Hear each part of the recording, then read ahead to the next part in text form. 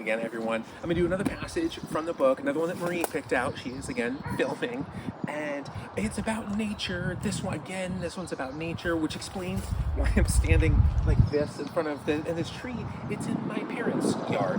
And so I was born and raised Oregonian, like tree-loving Oregonian. Like 1% of my serviceable hours are still spent painting trees. And so I'm just as horrified by the like industrial destruction of this as I am like priceless art. It's a reference to Journal 77.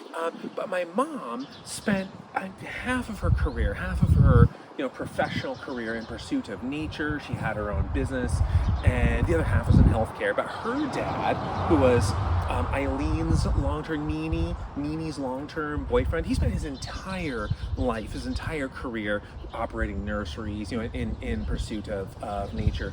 And so, along comes me, and like my mom still out around the garden. Probably half of her hours today are spent around the garden. Like 2% are spent painting. She paints and sells her art. So I have inherited.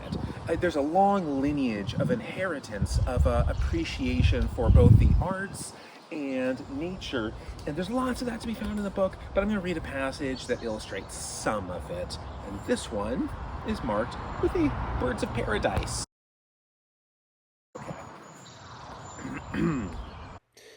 In the West, the residents spend half their day gardening. In the East, those half days are spent yarding. Remarkably different behavior. Western gardening is a collaboration with nature. Even in Lur, the residents serve an almost enzymatic role. They're facilitators, assisting only the seeds which would have sprouted on their own without any help, eventually. The gardeners, ever dutiful in their catalysis, simply speed along Gaia's will. In the East, it's different. The residents intervene. Long ago, they penned Gaia in a reservation, segregating the natural and unnatural worlds. Today, nothing outside of Nemoos is held sacred, so there's no blasphemy in its manipulation.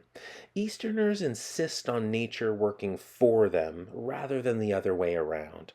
In doing so, they construct completely unnatural yards so people can point and say, "Look how pretty that yard is."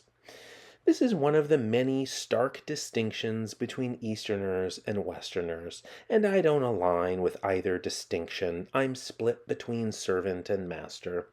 I've long wondered if I inherited this interstitial constitution from my mother, a hereditary feature no less biological than hair color.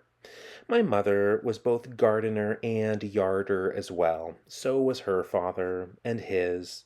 To my knowledge, he's the first one who nurtured this dense, waist-high wilderness, and he's the one who first settled in its location along the border of the hills and flats.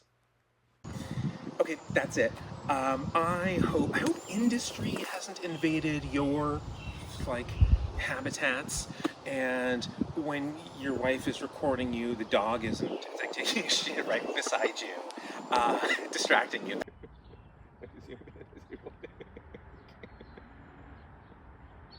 That's what I hope for you. Bye, everyone.